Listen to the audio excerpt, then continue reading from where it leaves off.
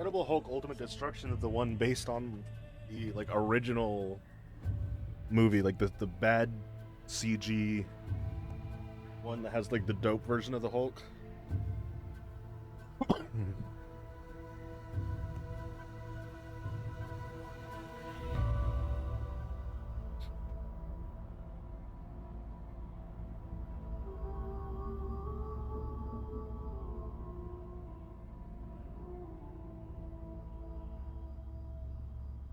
All right. I almost wonder if I should even explore down here. Oh. Mantalk. What up, Holmes? See a half man, half rat hybrid. Its red eyes gleam with a certain cunning. The voice that issues from its mouth is oily and insinuating. So, a biped comes slinking into the nest of Lothar's servants. What do you want, man, and where do you intend to go? Step lightly, intruder, and speak the truth to Mantuark. Who are you? I am Mantuark, and I am the voice of many as one, and the emissary of Lothar. Didn't I already kill many as one? Master of the Bones. I speak here, and you answer. What do you want? Here. You work for both of them? Doesn't that test your loyalty? And why shouldn't it, The Master knows the secrets of power, and the many know the secrets of the city. Perhaps someday I shall play them against each other and become the greater for it. Many as one sees many advantages in such an arrangement, and the conversion of the buried village dwellers can help to extend the reach of Lothar, and many as one. All benefit, yes. Now, what is your purpose here? I killed both of those motherfuckers. Reading makes you tired.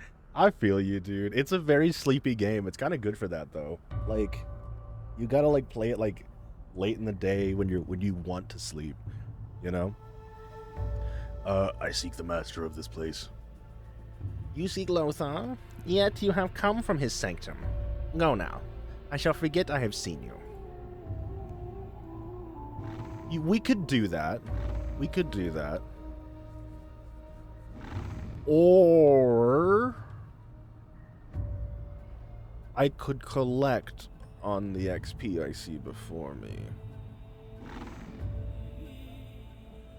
I don't know. We'll think about it.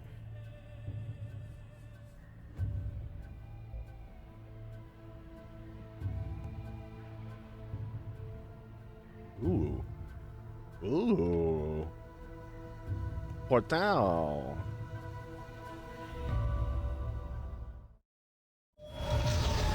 I'm gone.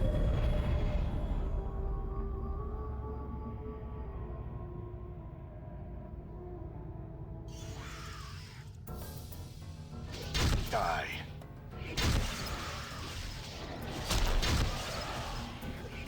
The clock sings true. Yeah, we already cleared everything else out down here. There's no reason to really fuck about.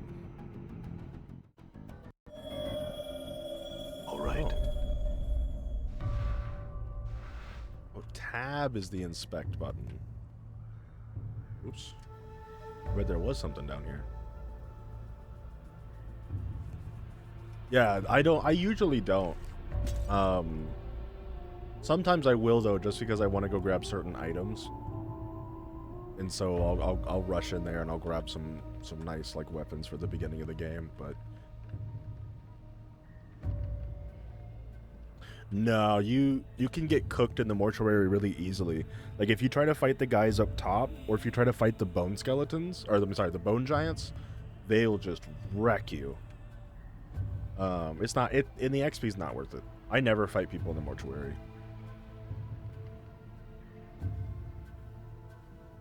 Here though, here I have an interesting situation, right? I'm gone. These guys are evil and dickbags. Just looking around. Yeah. That is unacceptable. You must have a purpose in the Kin's Nest. Return not, or I shall suffer. Is that true? I?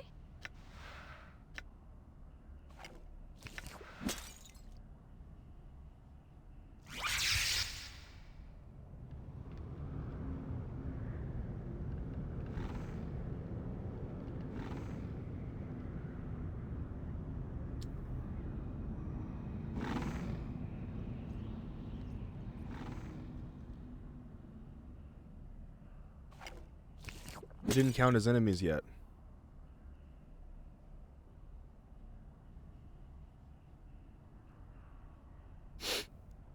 Fuck.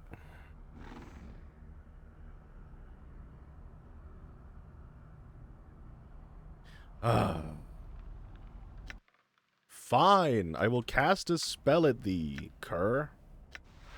Fucking...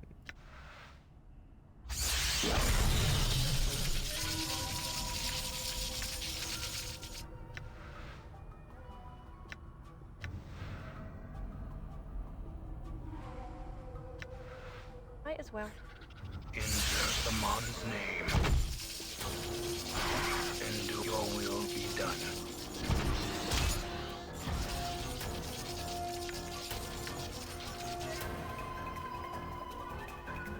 Uh-huh. Fuck it, yeah, just go throw hands.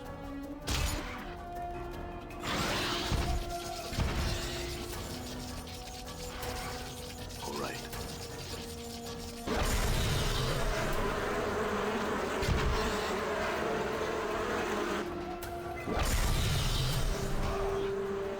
All right.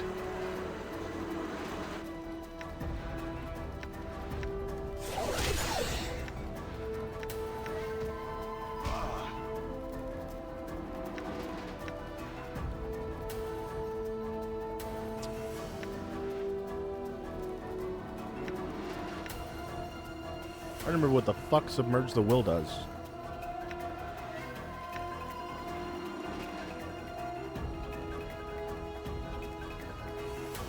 Magical orb of protective energy arises and protects the recipient.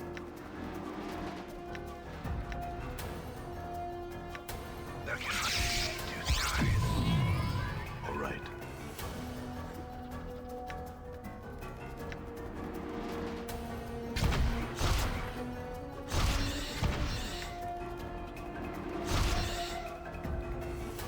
No, you have to find very specific people. So if you want to become a wizard, or a mage rather, you have to learn the way.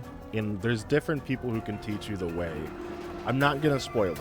It's a huge part of the game is figuring out how to become a different class. But I'm gonna tell you, it's more of like a hidden quest. Also, I have ads starting here soon. Be warned. I shall serve. I'm gone. We'll be making a copy during the set ads. Okay, I want to loot. I want to loot the ground. Let me loot the ground. Oh, there we go. Quick loot. Ooh, Mantuok's book.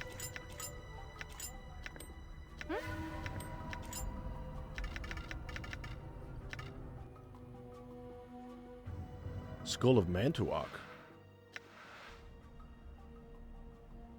But yeah, as long as if you look for it, you'll find it. I'll say that it's not hard to find. It's just it's worth finding because you do feel like you've solved kind of a puzzle when you find it.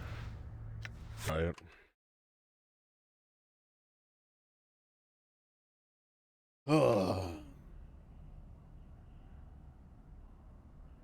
Just make sure there's no more fucking rats down here. You know what I'm saying? Ready. Done. I wonder if their little rat skulls will sell for anything.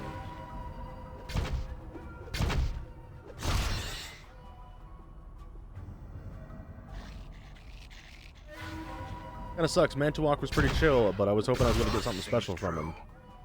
I didn't. I did not get anything special. Kinda whack. Kinda feel bad for that. Feel kinda bad. Is what it is, though.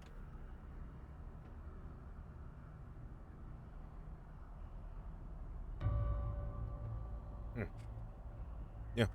This was literally just like a home for a bunch of fucking rats, dude. Well. Sucks to suck, rats. Alright. Where's Mort? Oh, Mort's waiting for me outside. So I really did just... I straight murked them for fucking nothing. Damn. Oh. I think we're good. All right.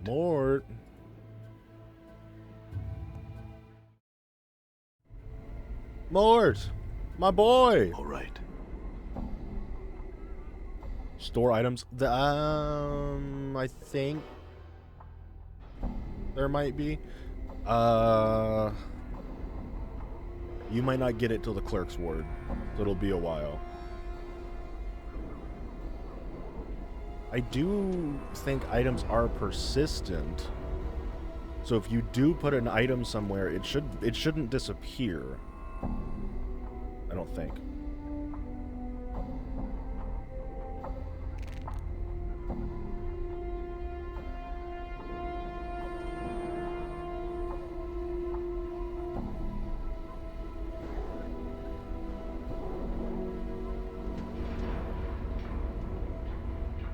It's a burly, bored-looking guard. State your business, please. I'm here to pick up an order. Yes, sir. May we see the receipt? I'm sure I had it on me. Yes, sir. I'm sure you did. However, until you can produce evidence, you have business here. I'm afraid we cannot offer admittance. Fuck. I thought I had a receipt.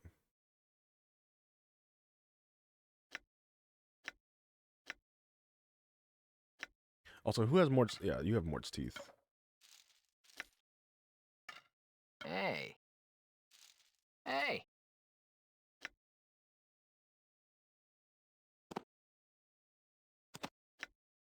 Mort, carry fucking junk for me, please.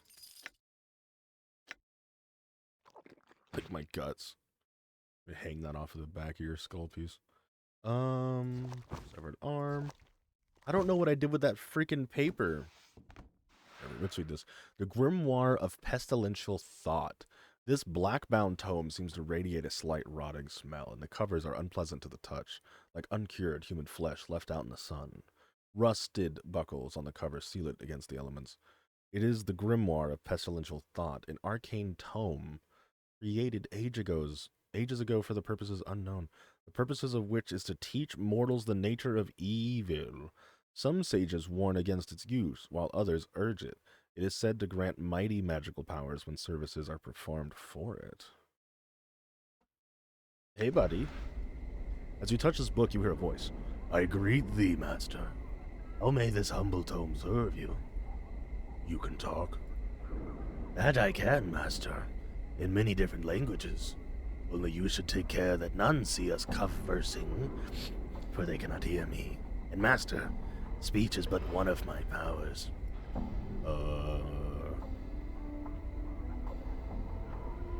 How did Mantiok come to possess you? The disease rat mage unearthed me in the catacombs, my master.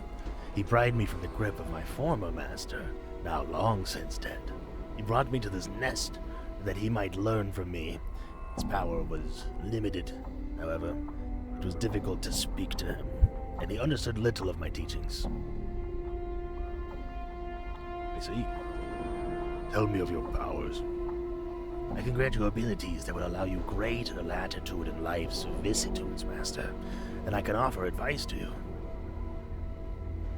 Give me some advice. I bestow you this advice, my master. Be wary of those you keep close to you. Never take them fully into your confidence, and never dilute your strength by sharing it. Many emperors I have known have done such, and I do not wish you suffer the same fate.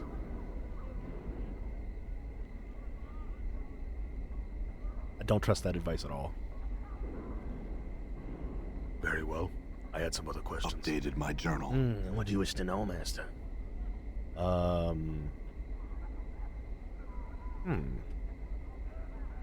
What can you do? What are your powers?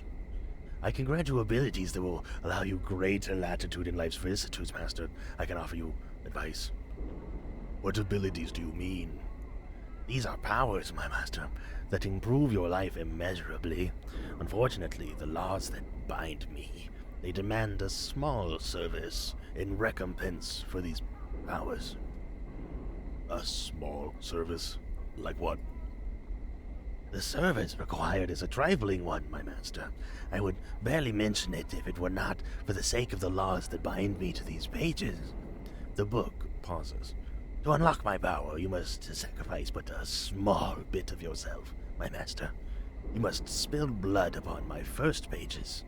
This act will serve to strengthen the chain between us and allow me to help you reach your full potential.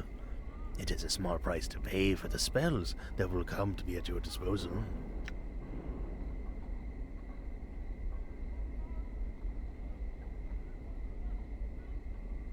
Do I blood the book, bro? Am I about to bond this bitch? Fucking blood union? Shit. I'm really fucking tempted. I've never done this before. I've never seen this.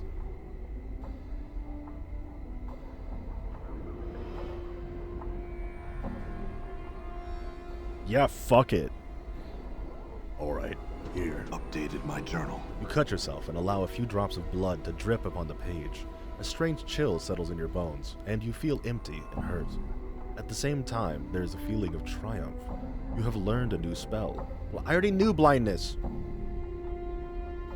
This is your power now, Master. Know that this is the first power that lies in my pages. I already knew that spell, you little shit.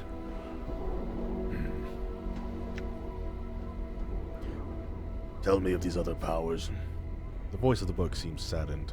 Unfortunately, Master, the laws that bind me demand a greater sacrifice in return for greater power. I would grant you these powers freely, but as you can see, I am bound. Don't say puns at me. What is the sacrifice? The second sacrifice is that you sell one of your companions into durance. Fuck you, book. Bondage, slavery. This will signifies the binding between you and the power. Your companion represents the power placed at your disposal. There are those in the clerk's ward, I am given to understand, who will aid you in this quest. Seek out Vrishka the Importer. Fuck you.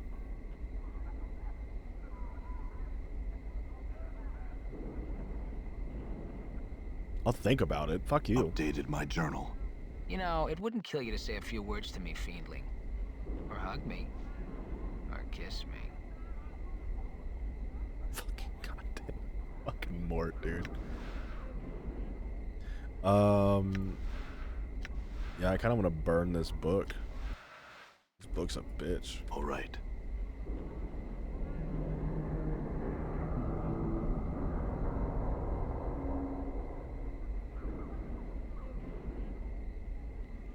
Yeah, that thing jumped from like fucking 1 to 11, dude. It was like, yeah, all you have to do is like spread a little bit of your blood on my pages, and then it's like, yeah, sell your friends into slavery. It's like, what? What? Why though?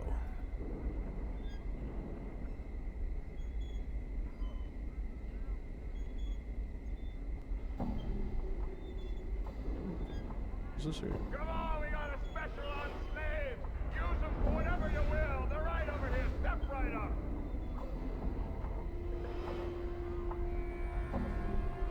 I want the redhead. Him. I'll take him. Yemen. Come on, we got a special The on. man has rough, leathery skin with a pale yellow cast and gaunt features. His face is angular, his nose is small and highly placed, and his ears tapered at points. The tracery of tattoos and scars cover his bodies. He is dressed in strange, gaudy leathers that look more ornamental than combat-ready. His eyes are like two small black stones, and they track you as you approach. Before you reach him, Takan pauses. I would caution you against speaking with this Githyanki. What is a Githyanki? Updated my journal. Githyanki and Gitsarai were once of common stock.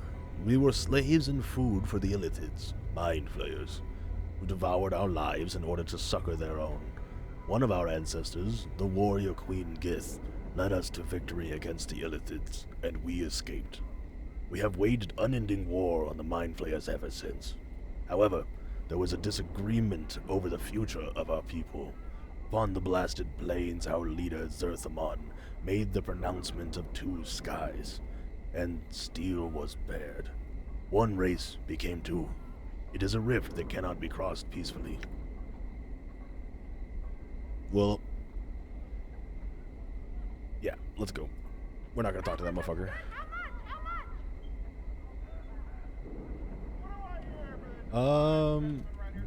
Let's check the journal. I actually don't know where the fuck I'm going. Journal. Find Trist's loan documents. Right.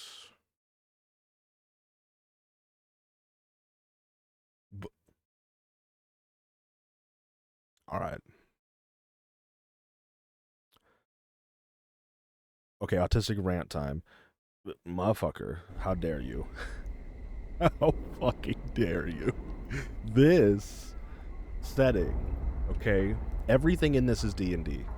Everything is, well, yeah, definitely D&D. You must understand, this is the greatest setting of all D&D ever. Planescape. Oh, fuck, they caught up to me.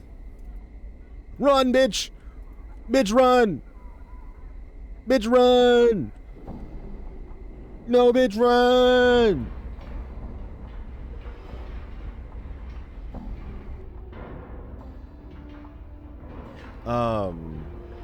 Okay.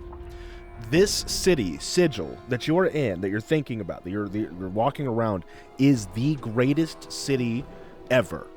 In all convention of D&D ever. It is the convergence of concepts of civilization. It is the central point of the universe in a way that there is no possible center point of the universe, because no matter where you are in the universe, that is the origin of the universe. There is, in an endless sea, right, there's no center point other than the point that you're currently existing at, right? But Sigil is essentially, in name, the center of the universe. And there's unironically a pillar that it floats above. So like Sigil, right, is a ring, huge floating circle. Imagine like a halo ring, right? Huge floating circle. And on the inside of the ring is the city. So if you look straight up inside the city of Sigil, if I just looked like straight up, I would see the tops of buildings on the other side of the ring, right? Now below this ring, as it hovers, is a massive pillar of inconceivable height, right? It is a incredible pillar called the spire. It's called the spiral or a spire. I think it's the spire. And so around that is the Outlands. Now the Outlands, you have to understand, is basically a mutated part of reality where the gates that lead to the outer planes exist and have polluted it. So you essentially have a massive span of endless space that is converted into various different types of environments based on the gates therein. So you have these massive portals that cities are built around. So these portals go to places like Elysium, which is like heaven, right? They have portals to Mechanicus, which is the plane of law and constructs and order. They have a plane to Avernus, which is hell, right? They have a plane to the 9 fucking hells. They have a portal in this place. So the Outlands is like all of these different things kind of converge into this crazy huge world. And with the spire as its center. Okay?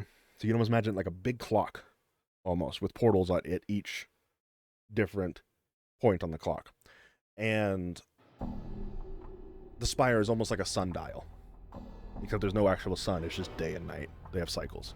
So Sigil is like a small part of this, but Planescape is every single concept in D&D, every single realm, every single existence, every single setting that's ever been converged into one place, one thing that has a connection to all of them.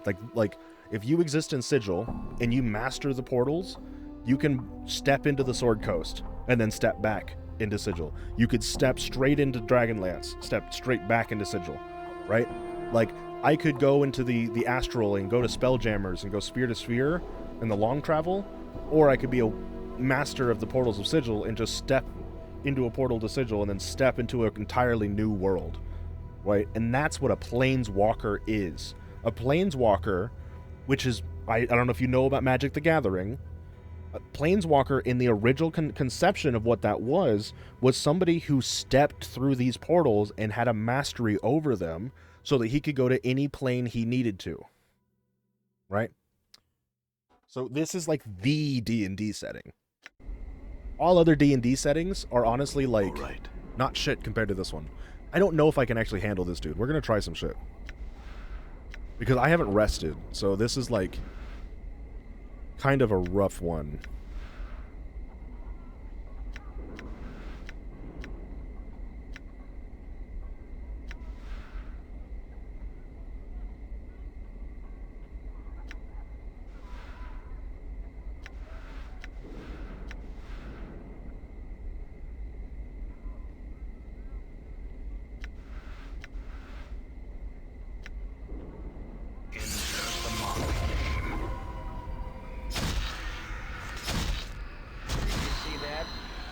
Oh, that wasn't too bad.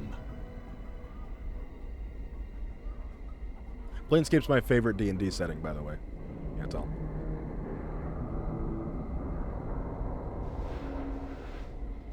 It's basically where like all philosophical concepts and like the human condition is made physical so that it can actually have a conversation in a bar, right? So all the factions in Sigil represent not just like identities in the sense of lawful good and lawful, you know, evil and all that, and like chaotic evil, but it also represents individual concepts of human nature, which is what the D&D, or was what the Planescape creators originally wanted. So like, you have things that are like the literal physical embodiment of love.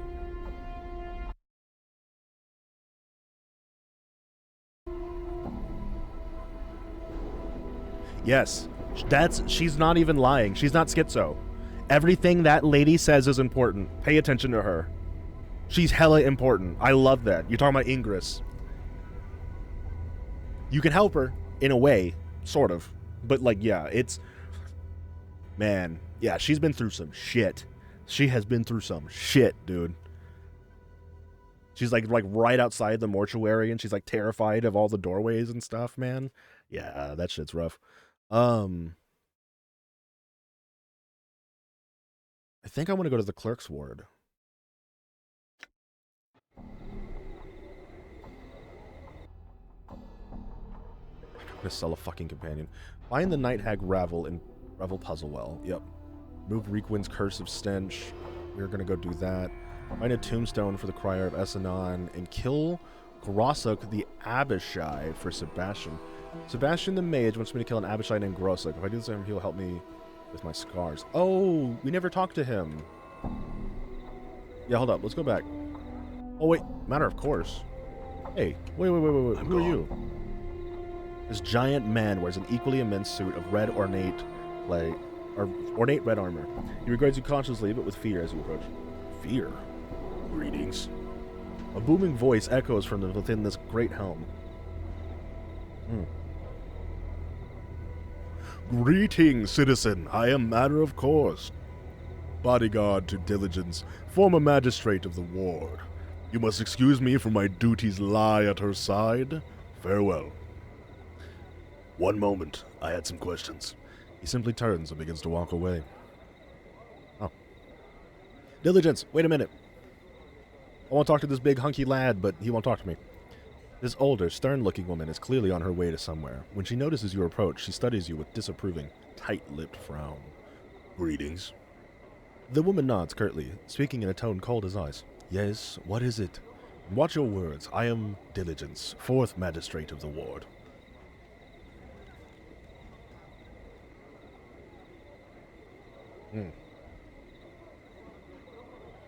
You're who? Diligence simply stares at you. A faintly disgusting look.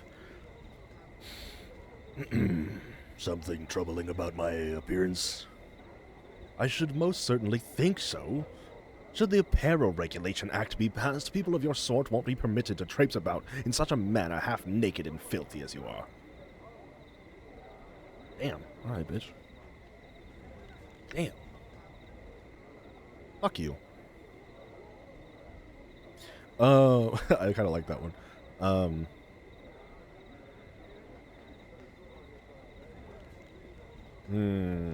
The smart answer. Smart ass answer. The judgmental check your privilege answer. The jackass answer. And then the passive answer. Going with the first one. I'm quite clean, begging your pardon. And, meaning no disrespect, madam, some cultures might find your clothes offensive. She examines you skeptically for a moment, then nods. Your point is well taken, sir. Still, though, you cannot deny you are rather rough-looking sort of fellow. My appearance is merely a product of my environment. Madam, a difficult life. I shouldn't be held accountable for that. Oh, but you should! How easy it is for one to blame one's life, one's surroundings for their every failing. I can see by your manner that you are well educated, sir, yet you appear to insist upon a lifestyle of wandering and senseless violence. Why not settle in Sigil? Become a contributing citizen rather than some bloody-handed nomad in the streets. The choice is out of my hands, I assure you. Oh, how so? Her coldness melts away into a look of curiosity. I'm gonna tell her the story. Fuck it. You finish telling your story. Diligence looks shocked. That is quite a tale, sir. Were it only a tale, madam, it is my life, and I have scars to prove it. As you noted when we first met, I believe. Yes, quite so. She smiles slightly. You had begun to wonder if she was even capable of such a thing. I wish you luck, sir, in your undertakings. May you find yourself once more. Thanks. I did have some questions. She takes her hand. I'm afraid I'm a busy woman, sir. My position as Fourth Magister leaves me little time to which to answer your questions. I am sure another citizen can blah blah blah blah blah. Farewell. Damn. All right. I didn't really get shit from that. I just kind of gave her shit. I was the NPC in that fucking situation. Who are you? Malmanor. This thin, sharp-faced man rushes toward you, calling for your attention. Ah, sir, but a moment of your time. Were you perchance here to visit the tailor? What? The man breaks in. I ask, sir, because I seem to have offended the man. I had commissioned the hot-blooded fool to make me a costume, but he's thrown me out of his shop and will not speak with me. So what? The man suddenly balls his fist and shakes them at the sky. What have I done to deserve such treatment? Nothing, I say. It was a patron and it's duty to serve me. That churlish buffoon. What do you want from me? Huh? He focuses on you again. Oh, yes, you. Could I beg you to enter the place and fetch my costume for me, sir? I have a masquerade to go to, and I have not the time to commission another tailor. I'll do it.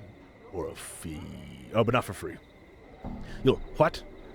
For the power's sake, man, you're just fetching a costume. It won't take but a moment of your time. I certainly don't think such a meager act is worth a wage. Then it's not worth my time. Very well. I'll say fine, I'll get it. Updated my journal. Oh, most excellent, sir. This is a very building right here. He points to the long, low structure just north of him. Thank you, sir. Yeah, right, you fucking...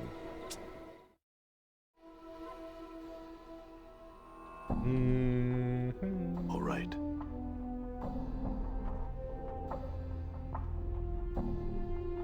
This short, heavy-set, middle-aged man is wearing clothes that seem to be spun of glittering gold. In his hands are holes of a bolt of cloth strung taut across a wooden frame. He's currently embroidering some pattern. Greetings. The man doesn't seem to acknowledge your presence. He continues to work at his embroidery, muttering under his breath as he sews. Shimmering motes of light seem to sparkle and drop from the tip of the needle.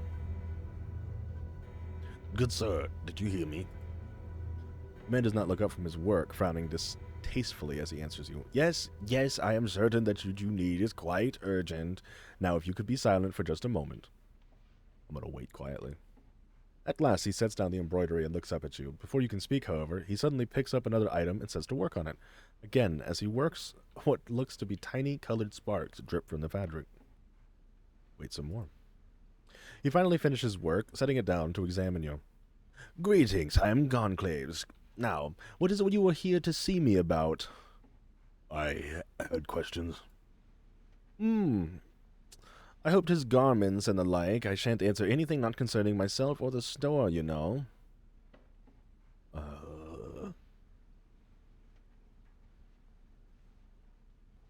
want to pick up a Dustwind costume. You are in luck then, sir. I happen to have one available. It costs 30 copper commons. I'll take it. Nice. I'll keep that in mind. Farewell, Gunclaves. Oh, hold on. Well, it takes a set of neatly folded robes from under the counter. Here you are, sir, and I would warn you, though, if this is for the upcoming masquerade of Lord Erd, many folk are already attending as dustmen. I'll keep that in mind. Also, I had questions. What were the lights you were embroidering? that? Nothing, sir, but a bit of the art, which I, at times, weave into the fabric when the fancy strikes me. Those items which I lavish enchantments upon are the most special creations, and are rarely sold. Ooh, what sort of magical clothes do you have available? Gunclaves looks you over, frowning. Nothing that would fit you, that is for certain. I'd like to see what you have to offer just the same. Yeah, you little bitch. He has clothes for Anna. Hey, that's pretty sick, actually. I might need to go find somebody to sell stuff to. Wererat skulls are not worth anything. I should drop those.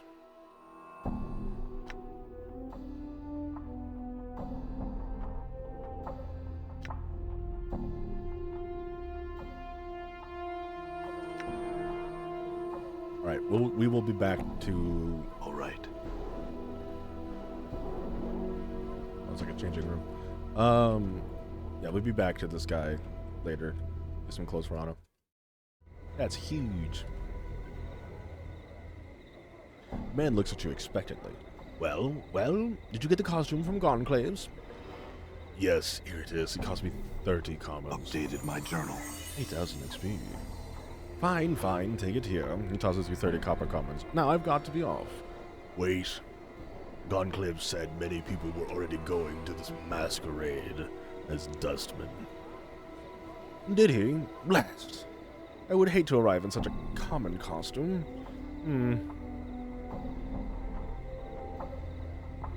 I could try to get another for you, but it'll cost you. Rolls his eyes, sneering at you. I should have figured. Here, you mercenary. This will be enough, I trust. He hands you 20 copper commons. I guess. Fucking, how poor do you think I am, douche? That'll do. I'll return with another costume. Updated my journal. Done. I'm gone. Gonclave sets down something he was working on and nods to you. I had some questions. I wanted to pick up a different costume. Gonclave nods and smiles knowingly. The dustmen seem to be a bit too common after all, eh? Well, it just so happens I have a guardsman costume, if you would like. It shall cost you only 50 coppers. I'll take it. Gonclave retrieves a set of folded clothing and a heavy leather apron, work boots from under the counter. Here you are, sir. Enjoy the masquerade. Thanks, Gonclaves. Yeah, alright.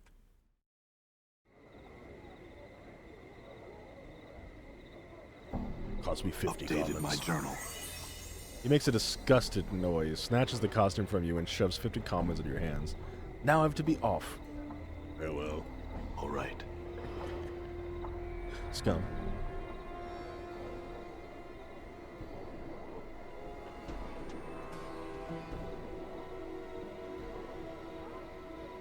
This large, red-armored figure is standing in the place, apparently guarding the stairs beside him. You dimly recall that this ornate armor marks him as an officer. Greetings. The man casually motions back to the streets. Move along, sir. What are you doing here? He points towards the stairs behind him, which look to descend straight beneath the city. Guarding this stairway, sir. Why? Where's it lead? To the realm below. Seeing your expression, he continues. Under sigil. May have heard of it. Any reason you're keeping people from entering the place? He chuckles softly, the plates of his armor rattling with the movement. I'm watching for anything that comes out, sir. Things don't belong in sigil proper. Things that don't belong in sigil proper. What sort of things are down there? Don't concern yourself with it. He regards you curiously for a moment. You're considering going down there, aren't you? Well, being most cautious, rumors abound of the worst sorts of creatures living down below. Thanks. I had some other questions. No use asking here, sir. Move along.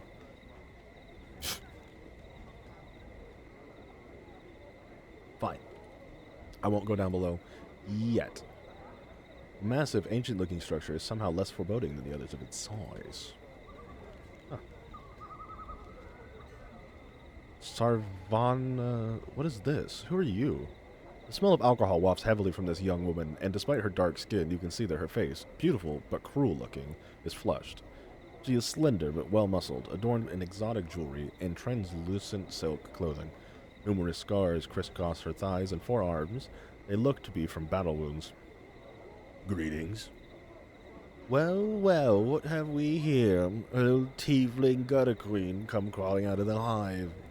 The woman pouts, talking as one would to a small child. Are you lost, little tiefling? Oh, look, it has a tail. How cute. Anna flushes. With a snarl, blades sprout from her fists. Oh, she's Wolverine. Anyway. Now, Fiendkin, don't do that. The woman seems unconcerned as Anna draws her weapons and clucks her disapprovingly with her tongue. Careful now, or I'll remove that tail of yours and feed it to my dogs. I'm gonna let Anna handle it. You have a sharp tongue on your wee lass. And he splits from her, sharpens her blades. Oh, she spits, sorry. I wonder how how sweet your tacky jewels and Arlet's clothes will look on you when you're dead in the street. Anna, wait. You filthy spawn of the lower plains, a bitch bastard that not even a Tanari would keep in its pen. She draws her blade. I kind of want to let things just fucking go. Like, let him fucking have at it. Shit.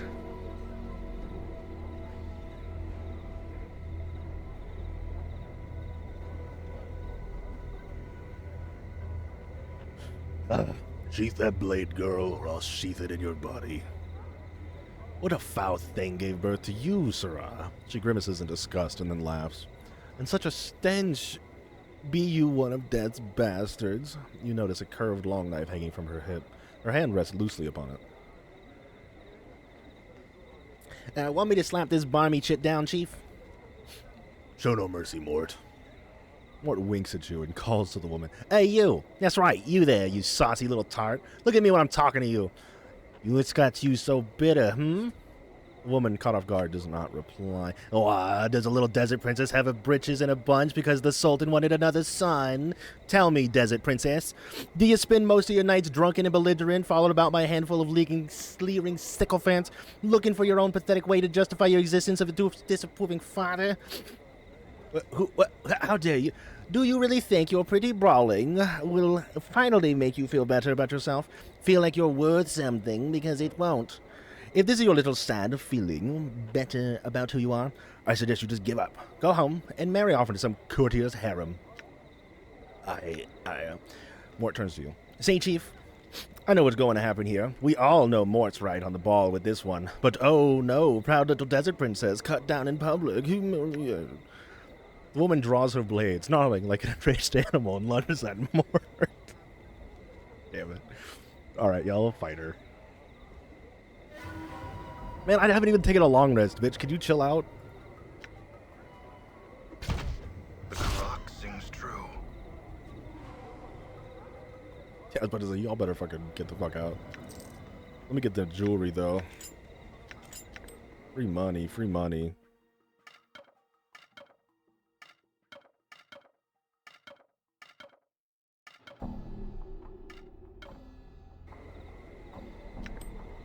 Might as well. Done. I'm surprised that, like, nobody gives a shit.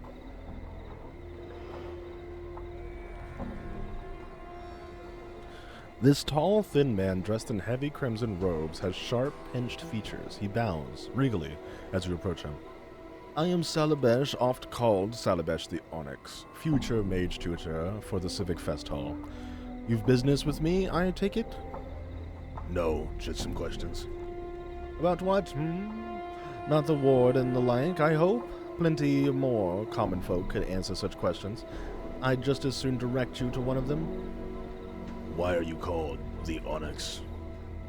A long tale which I'll shorten to save my breath. In my youth, I was once called Zalabash the Golden, for I was said to have a heart of gold. Small, hard, and yellow. Well, I cursed the fool who started that so that he could only speak from his arse and defecated through his mouth. The Onyx appellation along the same lines as the Golden, though admittedly somewhat less clever. Soon followed. In any case, I am much kinder fellow now, far less prone to laying curses and the like. I'm not certain if I deserve the name any longer. You curse him so that... what? Oh, yes, you heard right. Salapatch sighs happily and chuckles to himself. That sort of thing is why I'm known as the Master of Curses, you know. Master of Curses? I had other questions. Do you know of a cursed man called Reekwind? Updated my journal. Reek. Salapatch's eyebrows suddenly dot up. Oh, yes. Jumble Murdersense cursed that man, if I recall correctly. Why? Seeking to get his curse undone? Good luck. Only Jumble can do that, you know. Where can I find this Jumble Murdersense? Within the Civic Fest Hall, I suppose. A short, portly fellow with a leering smile. Never speaks, so you'll be hard-pressed to get anything out of him. I had another question.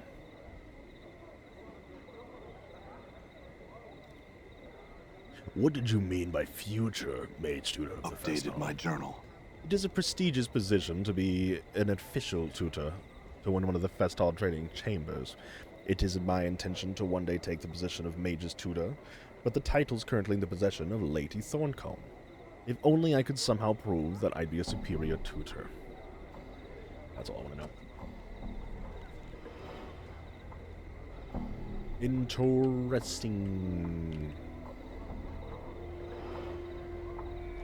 Eli Havelock. This narrow-eyed, sharp-faced man is scanning his surroundings. A lot of people have sharp faces around here, I'm noticing. Pausing occasionally to look down and pick at his fingernails. Despite being clothed in silk and velvet finery, he manages to look unsavory, and more than a little dangerous. Greetings.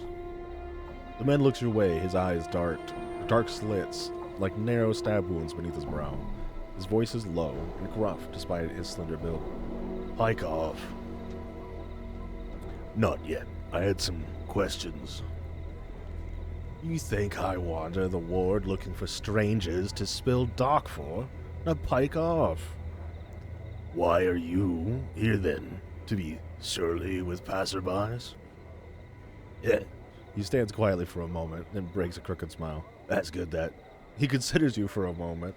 I'm a tutor at the Civic Fest Hall. Name's Havelock. Eli Havelock. As a veteran scout, I teach the art of subterfuge.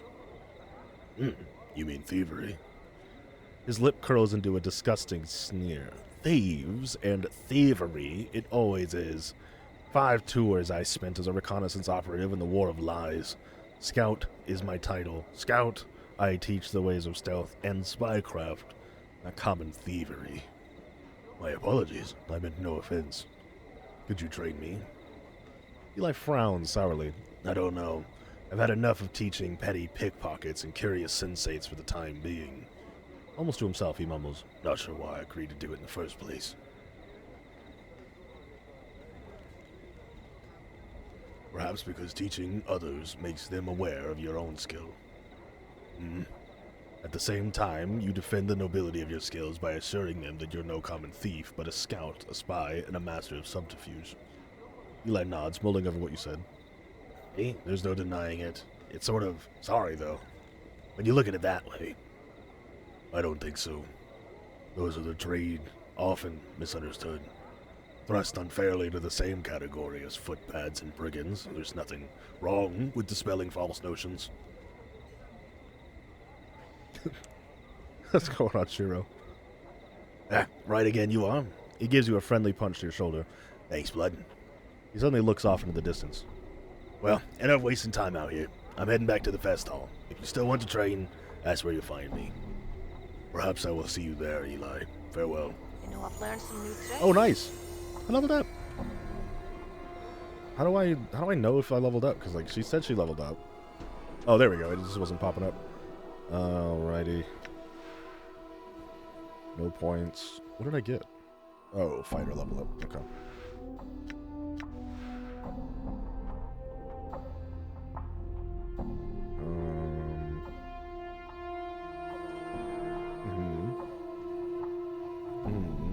So he's just beefier. That's all I have to worry about. Cool. Damn, 80 HP. Yeah, Mort fucking cooks. All right. Dormy's messenger. Oh, excuse me.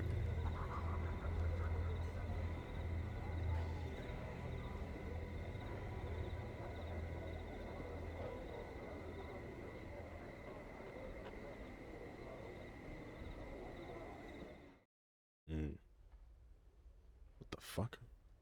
Oh, I remember this. All right. You. Before you is a well-dressed elderly woman in a gown of peach-colored and golden thread. She stands quietly, her hands folded together primly, and nods in your direction. It is then that you notice that she has no pupils. Her eyes are entirely white. Greetings, sir. I am Ivana. Welcome to the Galleria. Feel free to look about, spending as much time here as you like.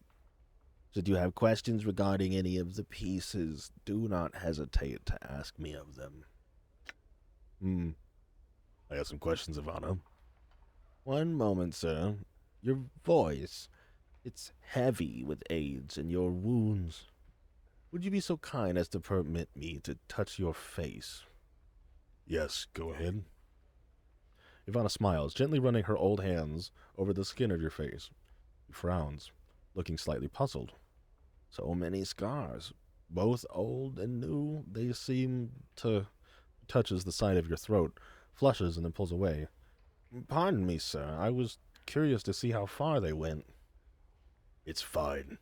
And they're everywhere. My whole body is scarred. Ivana nods. I had some questions. Can you see, Ivana? I cannot see, but only because I do not wish to. In time, I will allow my vision to return so that I can re-experience the contents of my Galleria with the benefit of new and fresh eyes. I had some other questions.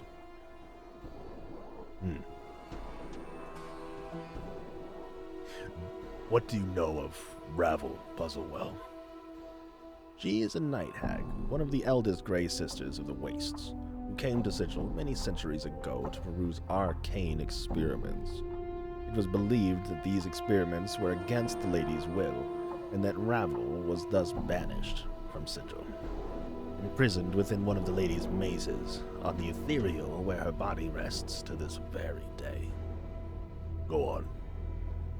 Ravel was said to have been a master of riddles and puzzles, but it was believed that one riddle, one question in particular, was said to have plagued the ancient night hag. What can change the nature of a man? Go on. She issued a challenge to any of who were interested. She promised to instruct any who came to her in craft, if they could only answer the question to her satisfaction. If they could not, they consented to be her next meal. Many died coveting Ravel's teachings, and it is believed that until her final hours in Sigil, Ravel never discovered the answer to her question. Go on.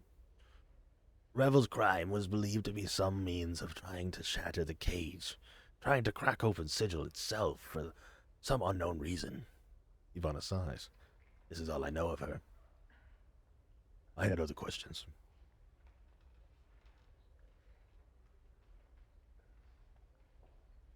What is of interest here?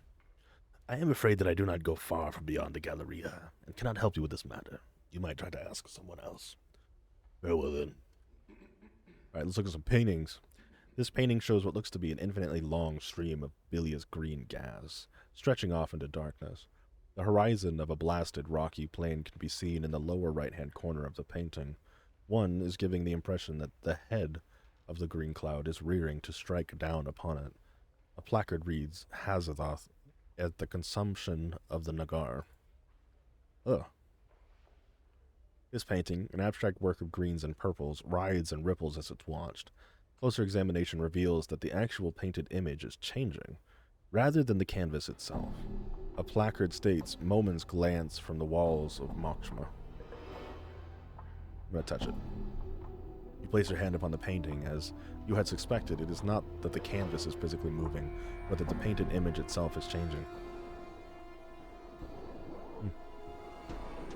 An animated, bloody iron chain coiling and uncoiling upon itself. The chain itself seems to bend and weave like the spine of a snake. A small placard reads, "A chitin's animate chain," or "A chitin's animate chain from jangling hider." Chain slightly warm to the touch as if it were alive. You notice the various barbs, tiny hooks, and needles, and other small, sharp bits are welded along the chain's length. Chitons are like crazy demon motherfucking people. I think they're actually called chain demons.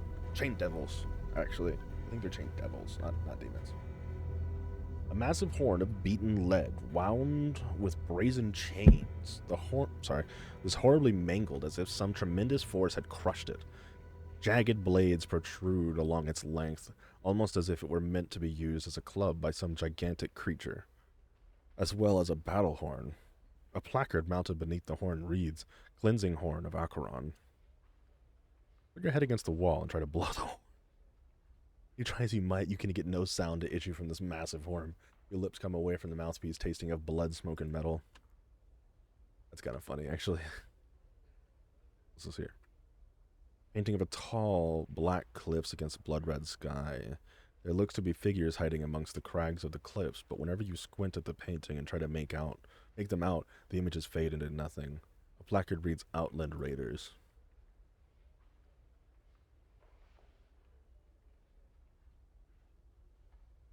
A brilliant ruby statue stands on this pedestal, carved into the image of a winged humanoid. The figure is either demonic or angelic in nature, but it's difficult to tell which, because it reflects the light in with the Galleria strangely. There is no placard indicating what exactly the statuette is. I wonder if that changes based on your alignment. Like if you're a devil, or if you're evil, I bet it turns into a devil, and if you're good, I bet it turns into a angel. The statue looks like it is about to make some angry proclamation. The sculptor has captured the essence of fury magnificently. The chiseled tension lines around the neck and the forehead alone must have taken many long months to get correct. Fine cracks run over the entire statue, and there's a plaque attached to its base. I'm going to examine the cracks. You carefully examine the cracks that run like a network of fine black veins along the statue's surface. At one point near its inner arm is a section where an entire splinter of stone looks ready to come off. Read the plaque. The plaque reads, "This statue is believed to be the final fate of the Asterian sorcerer, what the fuck? Gangroid Kidon. Goddamn. Attacked by a conclave of rival sorcerers at the height of his dream madness. He was imprisoned with the spell that turned his flesh to stone. Gangroidon is said to have been frozen with a final, awful curse still upon his lips. A curse so terrible that it was never meant to be spoken by the lips of a living man."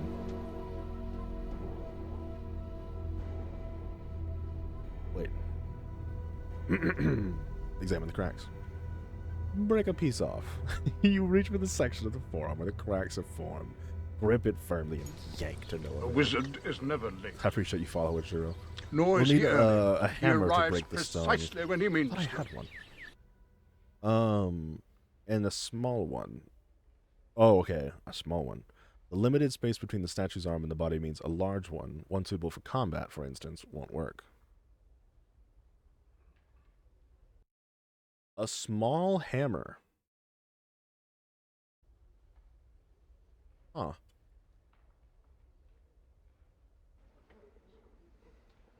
This painting is a dark cityscape, a faraway view of some giant center of civilization being burned to the ground. The streets of the place are empty, however, absent of soldiers, refugees, and even corpses. A placard reads, "The Folly of Udo." This looks to be a subterranean landscape, a massive cavern interior filled with colorful, faintly luminescent, gigantic fungi. The placard reads, "Veil beneath Clangadon." Uh-huh. Oh shit, we got an ad in like 40 seconds. This is a portrait of a grotesque, hook-nosed old crone. The hag's flesh is sickly blue-gray color. Her eyes glow red like the embers of a dying fire. Her chin, long and sharp, juts forward in an extreme underbite. Two yellowed canines protrude upwards from her lower jaw like small tusks. The smile upon her withered, purplish lips speaks of a horrible secret. The placard reads, "Grey Hag of Oinos." As you begin to turn away from the painting, something in it draws your attention. A strange, tingling sensation arises from the back of your mind, a memory beginning to surface. Shit, we have only like 5 seconds till the ad.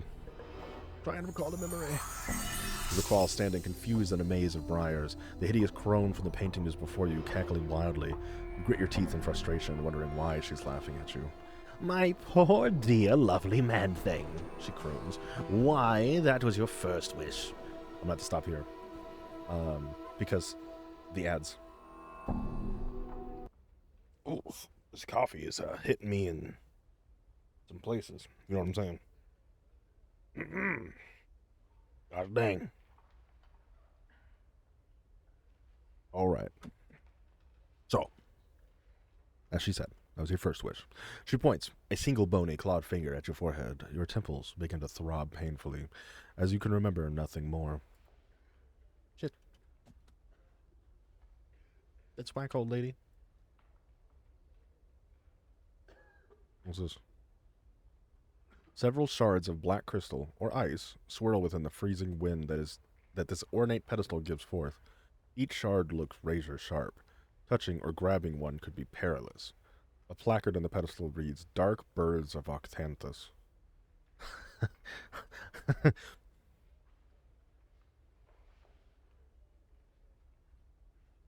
Do I grab one?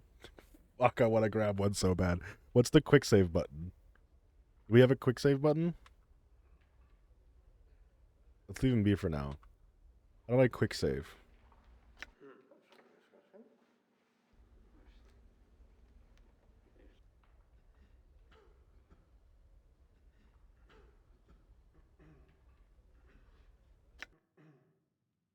Fuck it, we just hard save.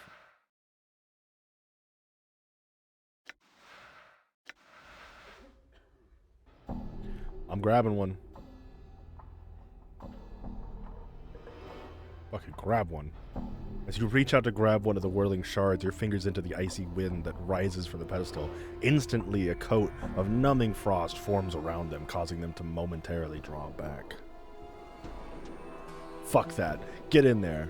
Grab one. You thrust your hand into the frigid, numbing wind. Unbeknownst to you, your entire hand freezes solid as you wrap it around one of the dark birds.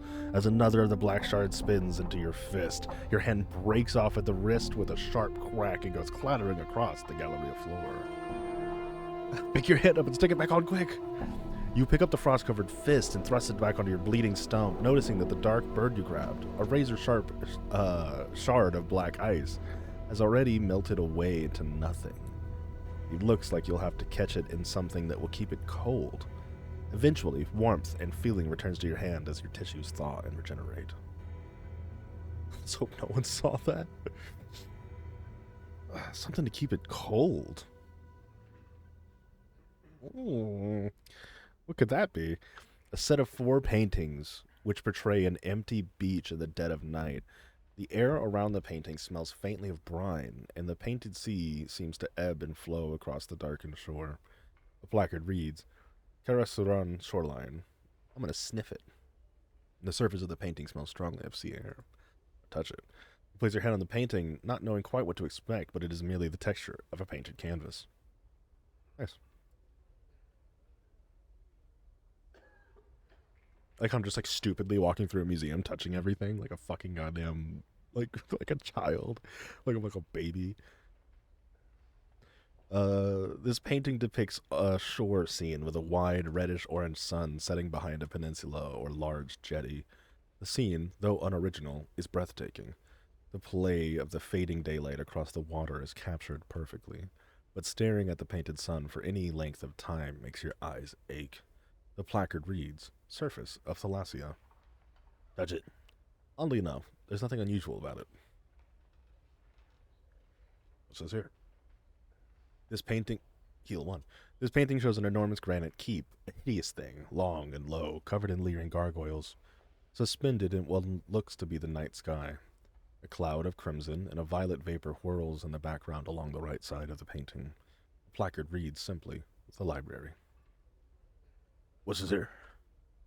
The hundreds of chips of translucent green glass which make up this stained glass window don't appear to be held together by anything. but rather remain free-floating and mysteriously suspended within the iron frame's boundaries. The shards ripple and move in slow waves, causing bizarre patterns to fluctuate across the window's surface, as various portions of it reflect the Galleria's light in different directions. A small placard beside the window reads, "Arcadian stained glass window." Touch it. You reach out to touch the undulating glass shards, but find you cannot do so. Your hand stops just short of the surface. I'm not gonna punch it. Geez, don't break shit, you fucking mongrel. The surface of this painting, a wild collage of vivid colors, ripples constantly as if it was surfaces of a pond. During a light rain, a placard reads, "Wave motion study number 7. Touch." You place your palm against the canvas. You cannot feel the ripples themselves, though a cool, tingling sensation passes through your hand. Interesting. None of this is relevant to me. Thank you. Done. Alright. Okay, well, we went through a fucking museum. Didn't really get anything out of it, but cool. Cool story. Cool story.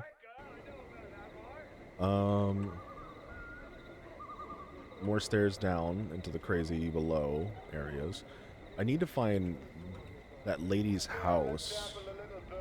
Ooh, what's this? There's nobody else in here, it's just us. Oh, who's this? Boot shiner. The young man smiles as you enter his tent, gesturing for you to sit down.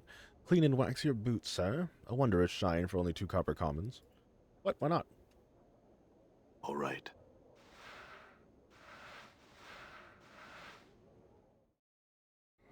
Done. What's wrong with a little boot shine? Shit. Ponder thought. This old man looks somewhat bookish. His clothing and accessories are extremely clean, neat, and well cared for. He often pauses to brush some fleck of dust or lint off of them. A symbol resembling a stylized dagger, piercing upwards through a flame, is embroidered on his tunic. "Greetings."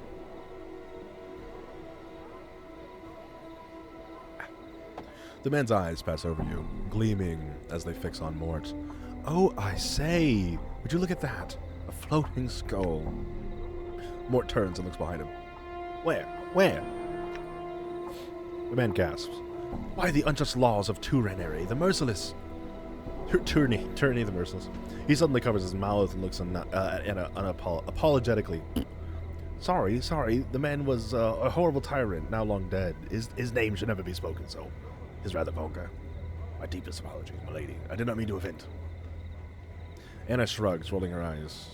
"Talk as you like, Cutter. I care not for what to say unless you're rattling your bone box about me, that is."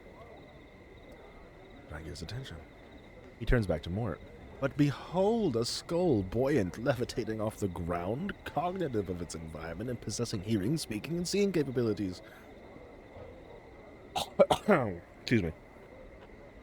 Excuse me. That actually hurt my throat really bad. Give me a second. Ouch.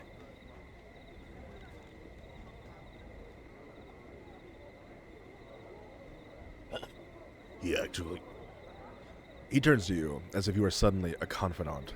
"This is truly one of the reasons that the plains shall never become dull to me, sir. Just when you think you have seen everything, the plains show you yet another corner to peer around, and..." He raises his hands gloriously. "Suddenly, whole new wondrous vistas are open to you."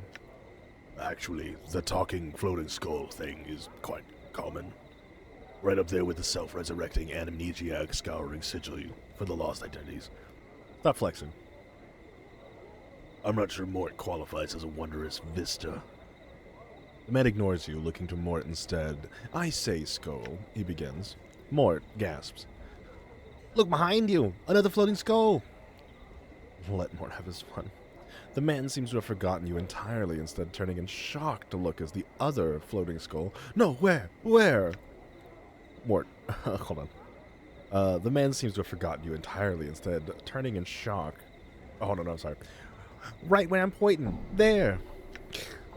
Pointing. Fucking Mort. Where? I cannot see it. Mort speaks a mocking expression. "You just missed it. A whole parade of them. Probably never gonna happen again in a million revolutions of the Great Ring." He turns in her rumps. I sense you also possess a peculiar degree of mockery. Mort bobs slightly as if shrugging. I prefer to refer to it as a keen insight into human nature. Gets the man's attention again. He suddenly seems to see you for the first time. The man's eyes widen. By the unjust laws of tyranny that he catches himself, looking apologetic. I say, are you all right? You look... He fumbles for the words. Hurt. I'm all right. It hurts to look at him, doesn't it? Oh, it does. God damn it. Very amusing, Anna. I had some questions. The man simply nods eagerly. Of course, of course. I'm always most happy to answer what questions I can, young sir. God, this guy's annoying. I kind of want to just leave him the fuck alone.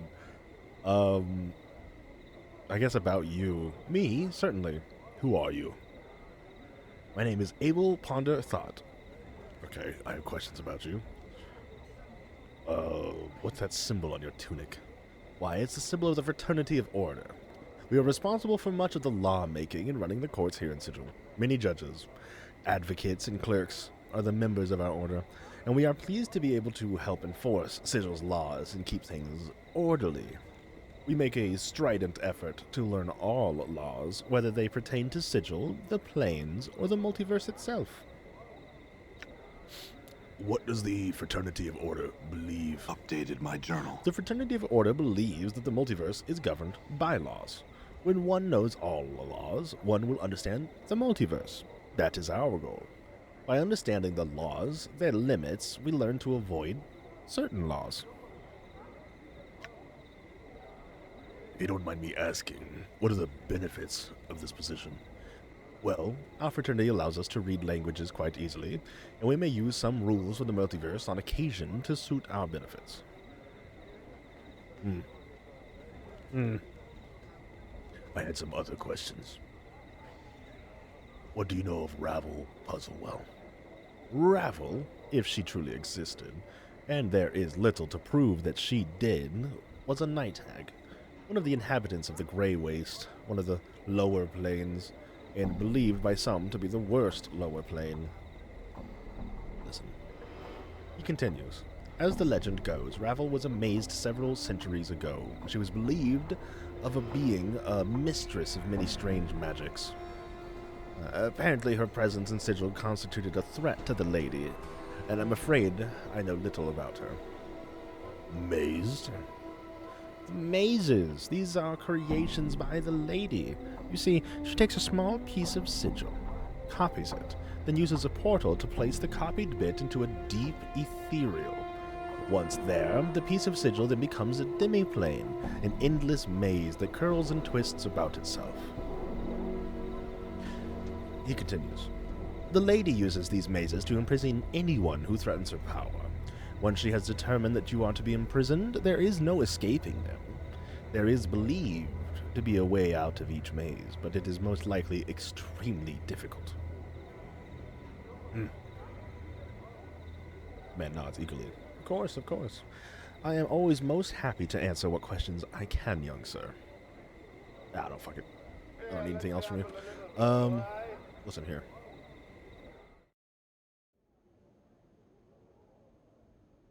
I'm gone.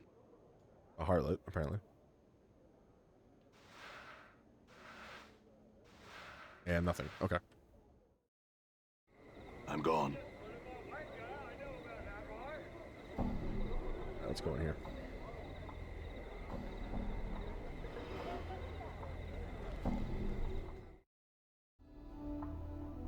All right. Advocate's house. Okay. Hello, Advocate. This man is dressed in soft blue robes, covered with intricate designs. Despite their opulence, however, the robes look wrinkled and worn. You place the man's age somewhere between middle-aged and early 60s. The worry lines make an exact determination difficult. As you enter, the man turns slowly towards you. As he does, you are suddenly struck with the terrible sense that you know this man, or did at one time. Greetings. The man squints as if trying to place you. Yes, is there something that I can help you with? Who are you? Updated my journal. I am Iannis. He studies you and frowns. Were you looking for me? I don't know. What is this place? I am an advocate. These are my offices. Iannis's voice takes an irritated edge. Do you seek counsel? If not, perhaps you had best test your curiosity elsewhere. An advocate? What's that? Updated my journal. Mort breaks in with a whisper. He's saying he's a lawyer, a counselor, one of those Burks who rattle their bone boxes at the courts. Ianna's frown deepens. An advocate provides counsel, helps others navigate the labyrinths of Sigil's legal system, arranges legacies for citizens to ensure their property is divided as they choose upon death, defends those in Sigil's courts who have been wrongly accused. He pauses. Did you need help in any of these areas? Legacies? They are contracts that are deliverable at the death of a client. They provide specifics on how a person's possessions are to be divided upon the event of their demise. I have also heard them called wills. I see. Are they anything like dustman contracts? Oh my, no. The Dustman contracts, while they are deliverable at the time of the client's death, bequeath the client's body to the Dustman. Not a pleasant business at all. But some who are poor of means find the Dustman's contract to be a means of support. Oh. How would one go about invalidating a Updated dustman my journal. contract? Frowns slightly. One that is already signed? Little or nothing can be done once the signature is in place. The Dustman contract is quite specific on the destination of the corpse. Without the destruction of the contract, there is really nothing that can be done.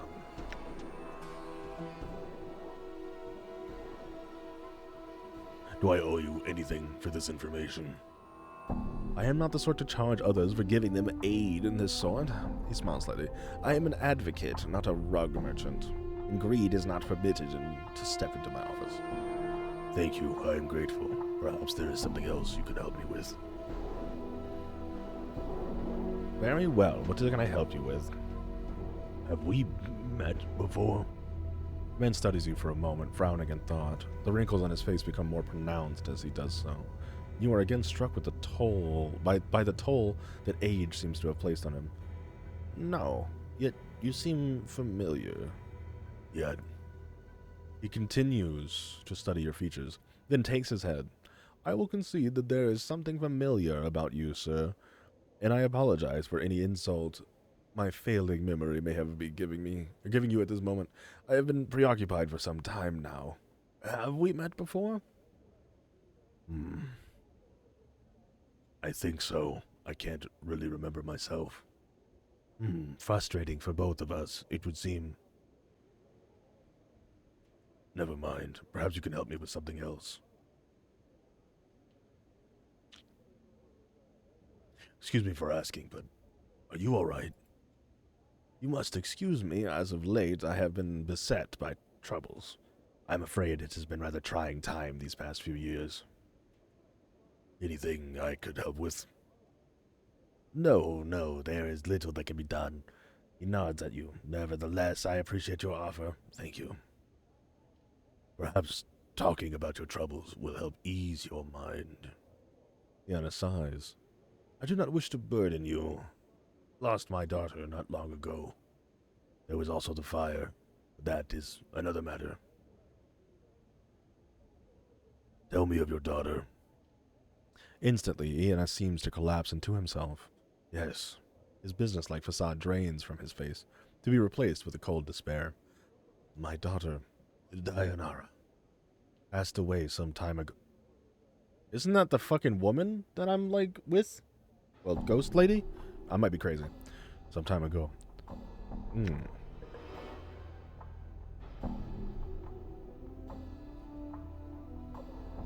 Tell me about her. What was she like? Dayanara? She was young. She had recently joined the Society of Sensation, the Sensates. Not an unpleasant faction, but she had also met someone there. She followed him on a journey, and there she died. Her body looks pained. was not even able to recover her body.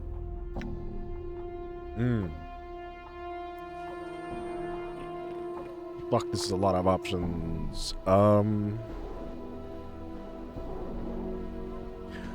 Forgive me for asking, but if you were not able to recover her body, how did you know that she had died? Updated my journal. It is most curious. I went to the Dustmen to see if they had found her body, and they directed me to one of their faction outside the Dustman Monument. A Dustman named Death of Names, I believe. He's said to be an oracle of sorts concerning those who have died. He told me my daughter had died. Do you know where she went on this journey? She never said, and I'm not certain she was capable of saying where they had gone. It must have been a terrible place. You say she was a sensate? Yes, he becomes slightly more animated, as if warming himself on a precious memory. She had joined them because of her gift, and the fact that there was so much about the multiverse she wanted to experience. The sensates lend themselves readily to the sharing of experience and sensation. Gifts? Updated my journal. Oh, yes. Eonis nods. My daughter had the blood of an oracle running in her veins. It was an unreliable talent. At times, she could predict events before they took place. She had sight. She could see through time itself, sift through threads of fate.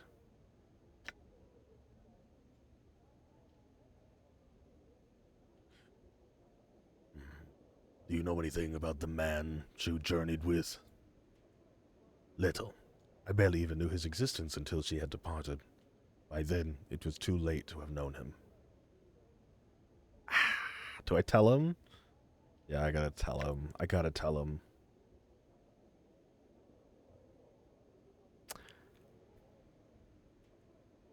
I believe the man was me, but I have forgotten much. You? Yanis looks upon you. Or he looks at you up and down. You are the one. You say you have forgotten. Yanis draws himself up. He looks like he is squaring himself for battle. You have forgotten, but the incident was not so long ago. How can this be? I have a strange condition. I lose myself for a time. Anything you can tell me about myself or your daughter would be invaluable. Countless liars I have known in my tenure in the city. Yanis studies you intently. You do not strike me as one of them, at least on this matter. He sighs. If you truly do not remember, then whatever befall you and my daughter on your journey must have left deep scars. I am inclined to agree. And I ask for your word on this. If your memory returns, and you discover that has happened, what has happened to my daughter, return to me, so that my mind may at last be at rest on this matter.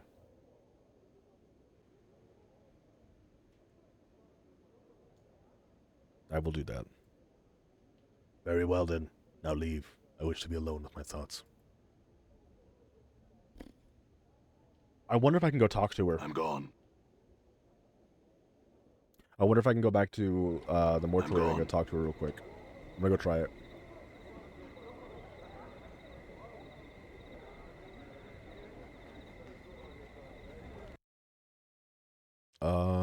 That was in the hive.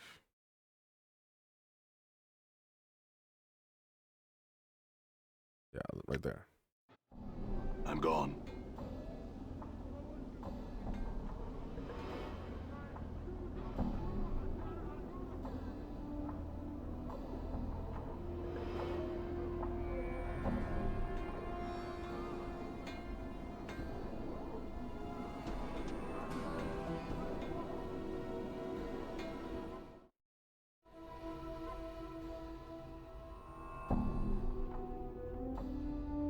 I forgot about her. And yet another interruption. A person cannot even find the privacy within his own home. Please leave before I summon the guards. Oh, damn it. All right. Figured I could help her with your spell. Alright, where the hell was that place that I had come out of? All right. Down here?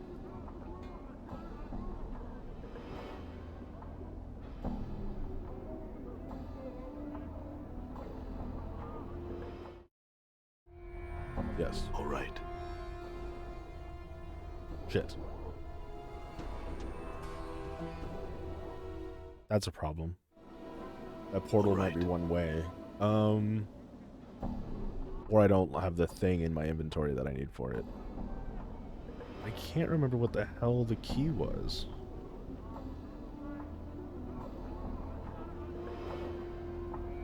This door has been sealed.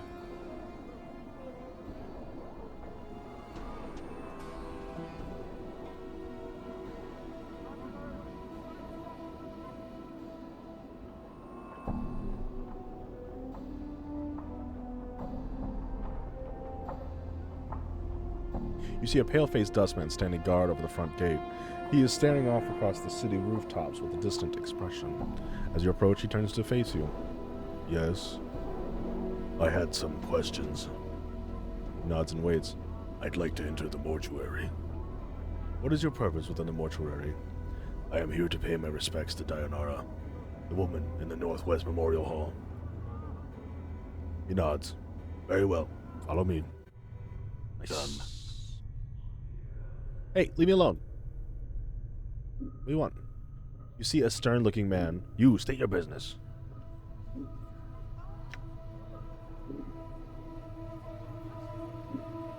My only business that I'm bound for the exit. I mean, no trouble. Thank you for assistance. I will speak to the guide. Leave me alone. I have business elsewhere. Ooh.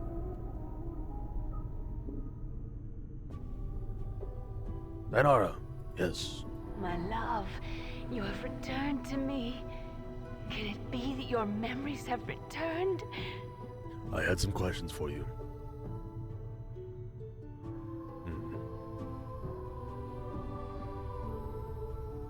What was that vision you spoke of This before? is what my eyes see, my love. You shall meet enemies 3, but none more dangerous than yourself in your fall. You shall come to a prison built of regrets and sorrow.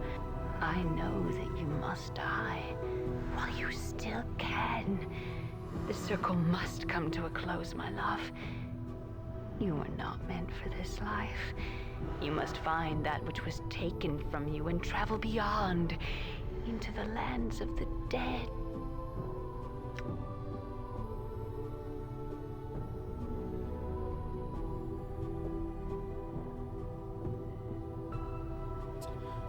I shall wait for you in death's halls, my love. Yes, she doesn't know how she died, it seems. She's not telling me, so... Damn. Done.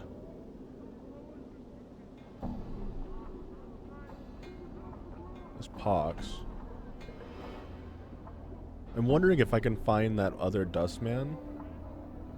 They can tell me.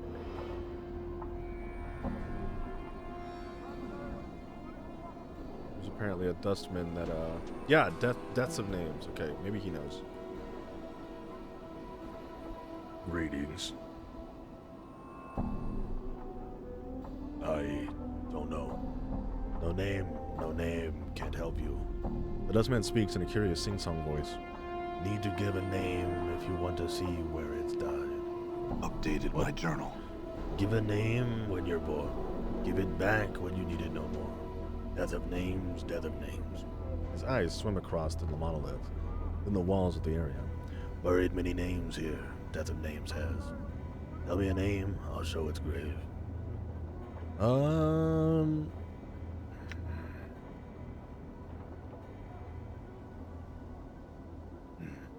Can you bury a name for me? He nods and then unfolds his small hand from where it is cradled on its side. It looks atrophied. This is the size of a child's hand. Costs jink to bury a name. 3 coffers, 3. That's enough. Updated my journal. The coppers fall into the Death of Name's hand, and he tucks his arm back into his side. His eyes, now suddenly alive, roll back into his head, and then snap forward and begin scanning the monolith walls of the memorial area. He catches sight of a spot on the wall, and he quickly scuttles over to it. Hunched down, he begins to chip at the wall, and he stops only a few moments later. Pops up, then returns to you. Buried. The word has a finality about it that makes you uncomfortable.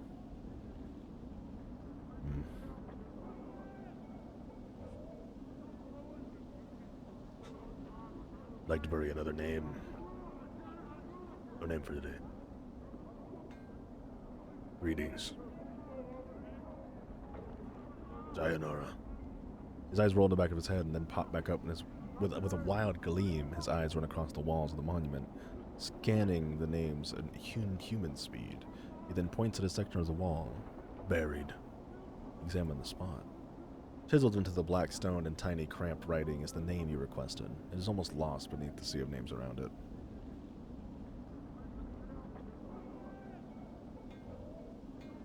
This woman's face looks broken, and she's covered in scars, and they look like bite marks and fingernail cuts. She's cradling the shreds of several rags in her hands, staring emptily. Greetings. Get back! The woman's teeth peel, displaying a row of black canines. What you want of Savtai? What's the matter? What's wrong? Those Chaos Men wrecked my cart, attacked me, and killed 3 of my sisters who tried to stop them. Not sisters anymore. Now nothing but names. Chaos Men? Chaos Men, a faction, they says. What they are is an adult bunch that runs wild through the hive and does whatever they please. We never do no harm to them. They lope in like dogs and tear apart anything within their reach. Who are these Chaos Men who attacked her? They're Hiver Gang, a bunch of adult sods that call themselves the Starved Dogs Barking. Some such barmy nonsense.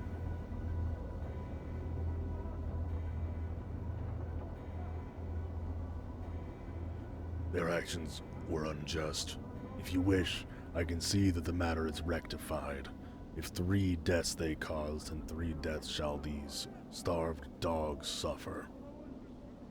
Copper earring in your purse If you pin 3 of the murdering sods to the dead book jig.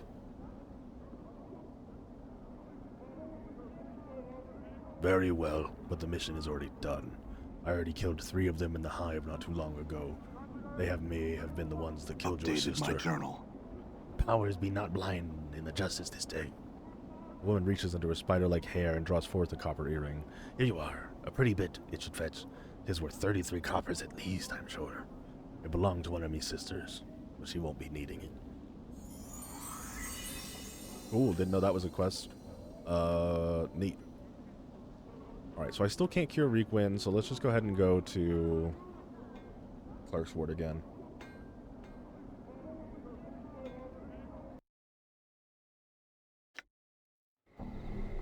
I'm gone.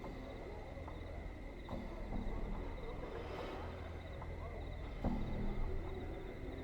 guess we do have to talk to this guy at some point. A slender young man approaches you wearing somewhat worried expression. 1,000 pardons, sir, but I'm looking for a certain man, and I think you might be able to help me. Oh, so The messenger, sir, who seeks a man, it's said cannot die.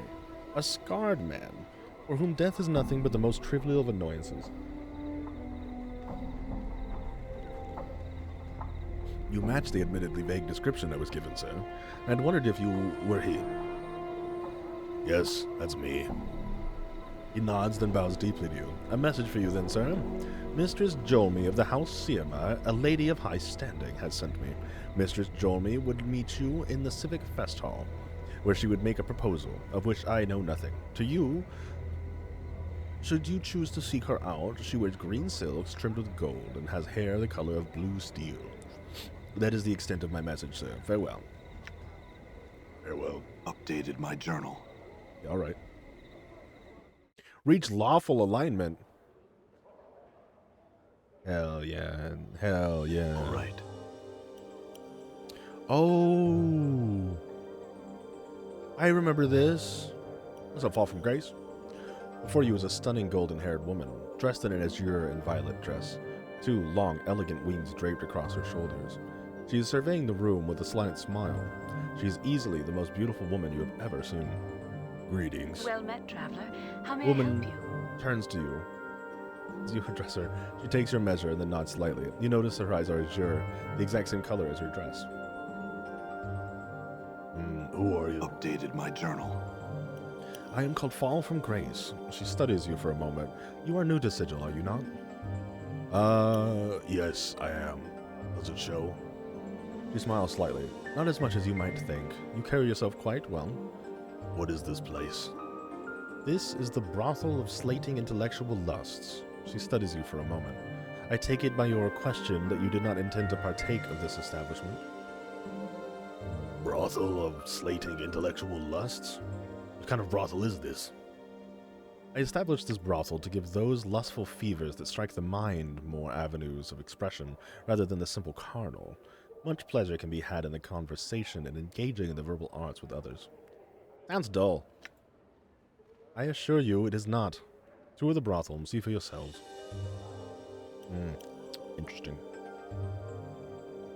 I have to ask, why did you establish such a place? That is an odd question, she frowns. I don't think anyone has ever asked me that, at least directly. My apologies, Lady Grace. I didn't mean to be so direct. I was merely curious. Oh no, apologies are necessary. Or no apologies necessary. I am more than happy to discuss the reasons with you, if you wish. I would like to hear them, yes. Part of the answer to your question requires that you know that I am a member of the Society of Sensation. Our faction believes that one should experience as much of the multiverse as possible. And that is why you established this place? This brothel is intended to slate the lusts of even the hardened intellectual. It is designed to stimulate the mind, to heighten one's awareness of themselves and others, to create new ways of experiencing another person. It is for those who seek something more than the shallow physical pleasure that fill the hive and lower wards. Interesting. I see. So this establishment just encourages intellectual fencing rather than, other kind of fencing. The women here must be special indeed. The women here are aspiring sensates. Why is it all women? They have come to me in search of instruction, to prepare themselves to enter the faction. Also, many of them have a natural grasp of language that can shatter the crust of the most hardened individual.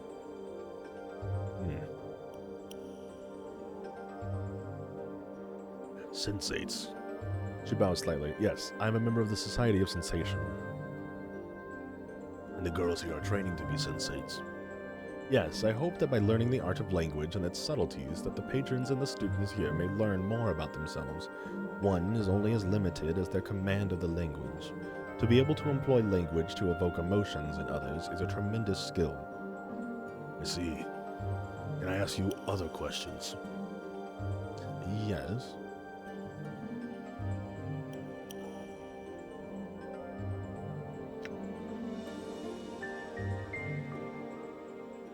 I came here looking for help. Perhaps you can help me. Help? What kind of help were you looking for? I seem to have lost my memories. In doing so, I've lost myself. You have been stricken with amnesia. Fall from Grace looks pained. How terrible. Do you have any idea how it happened? Not really. At least not that I can remember. I woke up on a slab in the mortuary, and everything before that is black. You awoke in the mortuary? I think the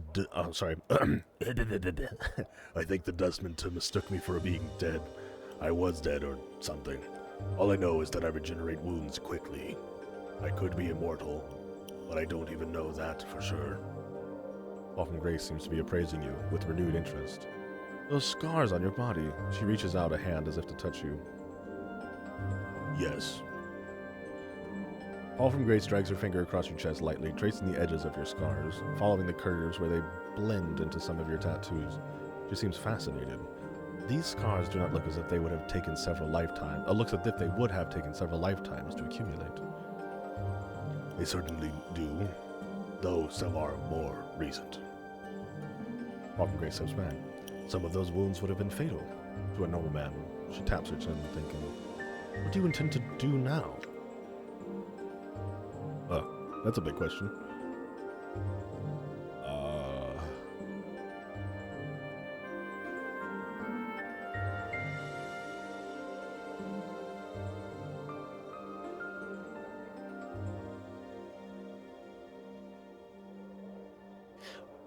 I need to get my memories back, and my life back. I intend to scour the plains and search inside myself until I can piece together who I am and what brought me to this state. Often Grace is still thinking, her finger tapping on her chin. I must say, I've never met a man who had lost himself in the literal sense. She raises an eyebrow. Forgive me, but your condition is intriguing. It is that. Often Grace nods. If it will help, you are welcome to tour the brothel. Several of our students are well versed in the verbal arts. Perhaps some of them will be able to rekindle your memories. I may do that. Can I ask some questions Updated my first? journal. If I may ask, Lady Grace, the wings on your back, you are not human, I take it? She's one of the fiends, one of the succubi she is. She'll take your measure, and then she'll take your soul to the lower planes, so she will. Your companion is correct. I am a lesser Tanari, more specifically, a succubus. She gives a soft sigh. I'm afraid we're a little too common in the lower planes and elsewhere for our own good. Most of my race spend their time seducing mortals with various pleasures of the flesh. And you? Updated my journal. I'd like to think that I have distanced myself from that. It is ultimately a trivial and non-productive way for one to spend one's time here in the multiverse. There is much more to life, wouldn't you agree? Perhaps so. Can I ask you some other questions?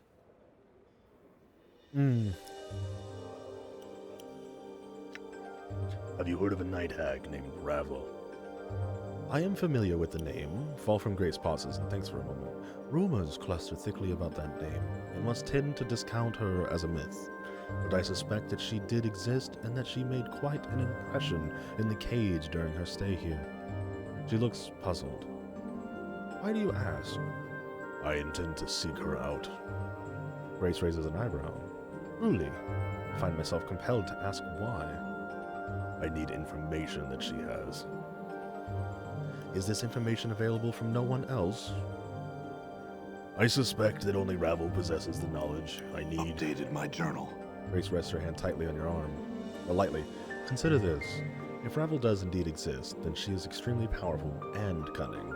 If a fraction of the stories of her activities are true, then she is a creature that has discovered new meanings of evil.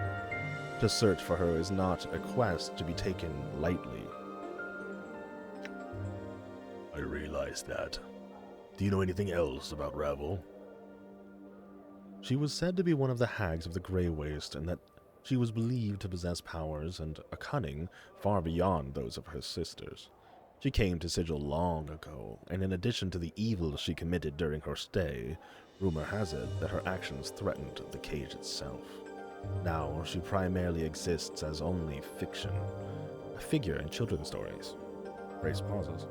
I imagine the Lady of Pain dealt with her, as all threats to Sigil are dealt with. Is there anyone else who might know about her? Updated my journal.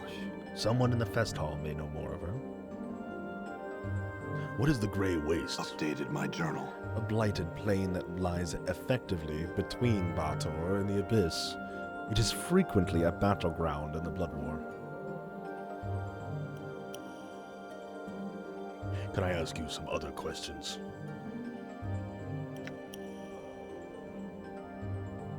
Would you like to join me on my travels? Anna stiffens, then starts muttering under her breath. Who's to say she'll be coming with us? We deny she needs the likes of her, so's we don't. Bar that, fiendling. Mort clicks his teeth together. I'm all for the succubus coming with us. The powers you're about as fun as passing. The powers know you're about as fun as passing a cow trap through your bowels. You'd best latch your bone box, skull, or I'll rattle you so hard that they're picking your teeth from the spire. And travel with you? Fall from Grace smiles slightly. She seems to be ignoring her companions. That's rather forward of you.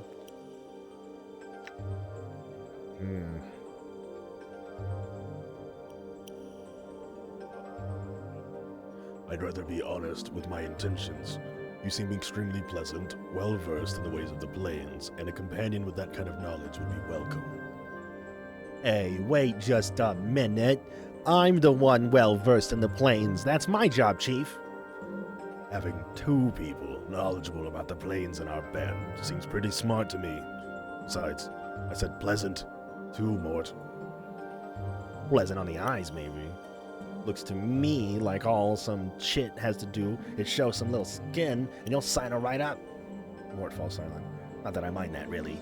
I just thought I'd mention it. Noted, Mort.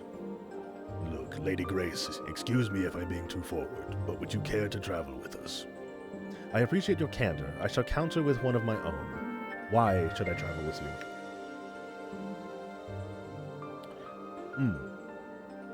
I withdraw with the request. Fuck you. No.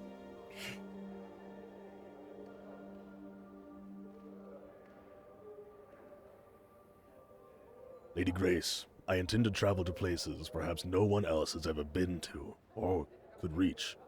Would that interest you? That would indeed. She cups her chin in her hand and thinks for a moment. Yet, You mean you wouldn't be interested in traveling with an immortal amnesiac who is searching the plains for himself?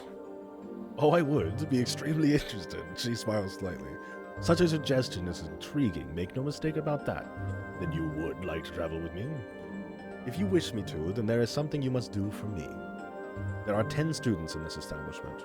I would like you to speak to all of them. Then return to me with your thoughts. Then we shall see if we shall travel together or not. Very well. And I ask him other questions before I return. Updated my journal.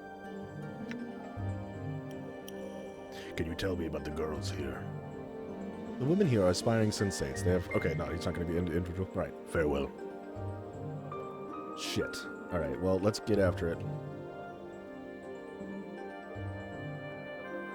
We're about to be at the end of the session. We're not taking anybody's money.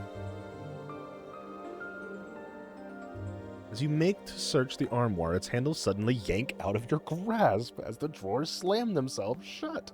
A disdainful humph issues from the cabinet. Hello? Hello, indeed. The armoire gives you another humph.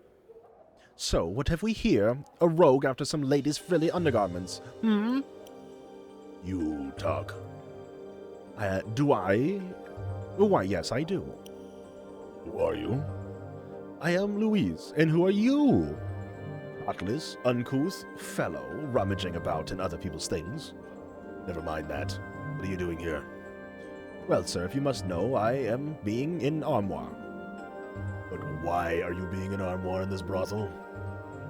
I happen to have become an armoire because I want to be an armoire. Thank you very much. It is not to watch the ladies undressing, nor to have them place their soft, sweet-smelling undergarments in my drawers where they can be rubbed against my skin. Such accusations are an insult to the practitioner of the magic arts. I'm merely soaking in the experience of what it means to be an armoire. The sights, the smells, the sensations. So, all the women know about this, then? Yes, I do. And they wholeheartedly approve of, well, not with their entire hearts, exactly. And while they have not spoken of their approval in my presence, since they are not exactly aware that I am an armoire, I would not want them to know that I am anything but, and so have not been able to inquire upon the matter. I'll need something to keep... I'll need something from you to keep quiet about this one. Very well, Posh. Under the third drawer, you scallywag.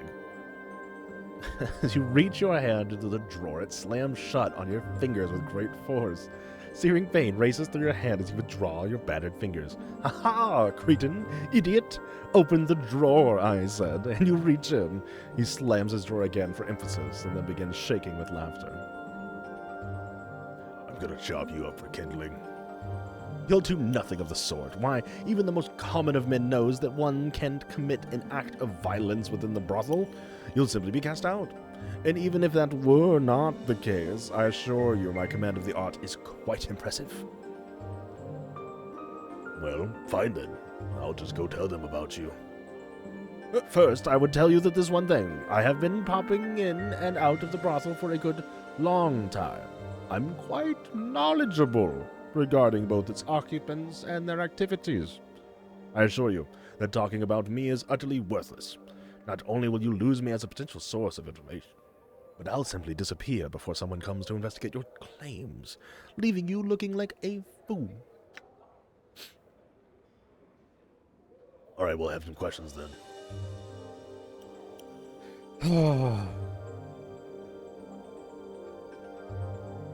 Can you return to your normal form at will?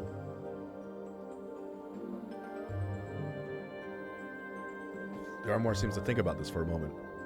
I have no need to share such secrets with the likes of you, and besides, there's no cause to change back at the present moment, since I have not yet experienced the full sensations of being an armoire.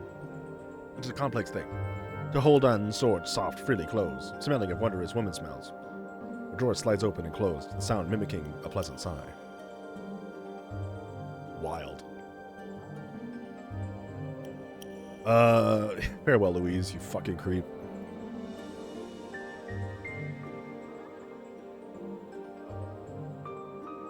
Hey, yo, what up, Juliet? What it is? What is? This dark-haired young woman is staring listlessly off into space, sighing miserably and occasionally picking at the seams of her green velvet gown. It's difficult to discern whether she's depressed or simply bored. Greetings. She gives you only the briefest of glances before staring off into the distance once more.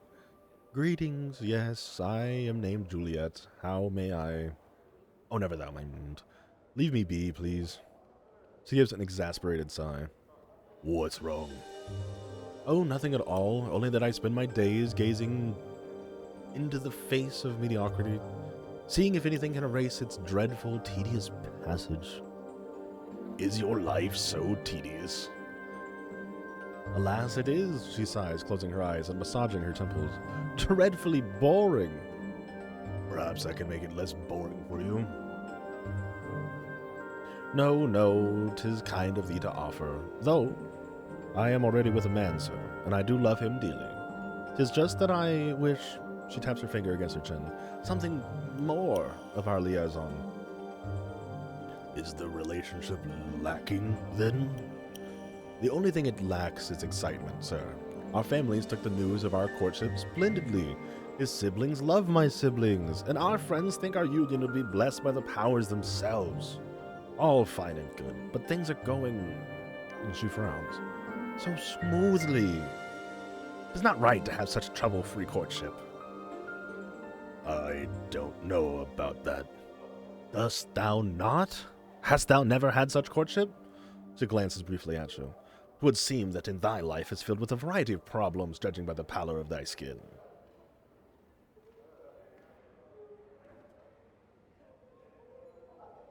Bitch, chill out! Dress me like that. Excuse the fuck out of you. Rude. Damn. Talking about the pallor of my skin. Shit.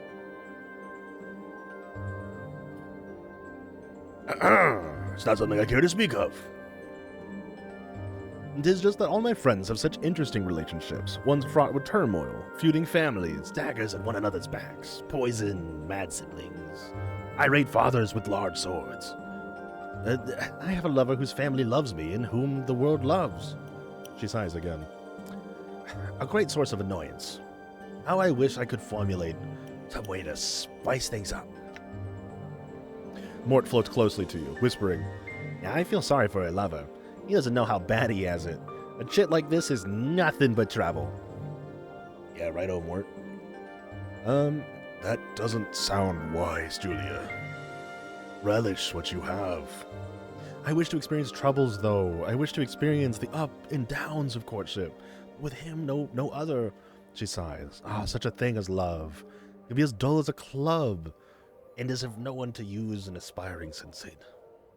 As of no use to an aspiring sensate. What did you have in mind to spice things up? I am not sure. Some element of danger or jealousy. Something intense. Do not have an affair. That's a horrible fucking suggestion. Jesus. Jealousy is such a bad way to go about this. Come on. Like, fight with him about something meaningless, not actually elicit negative feelings of Hatred. I can pretend to be a jealous suitor if you want. Juliet glances at you, then scoffs. Oh, I highly doubt that... Actually, the idea is not half as addled as I had first thought. Thou dost certainly look dangerous enough.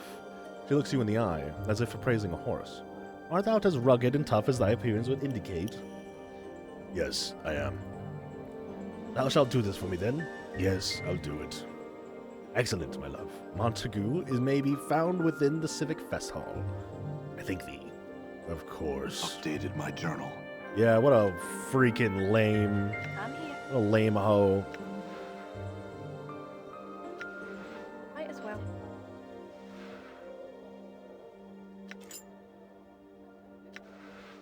I was really worried I was going to get in trouble for that. I thought I was about to get in, like, bad trouble for doing that. What up, Vivian? This tall, elegant woman with her sharp features and regal demeanor is a striking example of aristocratic beauty. Her clothes appear to be spun of silver thread, and a small phial dangles from her necklace. She's perfumed with an exotic scent. Greetings. All right, we got like 41 seconds. Honestly, hold on, I'm gonna farewell this one real quick. This is where we should call it for Planescape, not the stream. So I'm gonna go ahead and pause it, and we'll save. We're gonna save a new save. This was day 5. Brothel time. So, I think our alignment has changed. Let me look. So, yeah, look at that. You see how this was like a square? I'm sorry, this was like a circle, and then it slowly turned into a square on the autosave. We have reached lawful alignment. All right. With this saved, I will quit.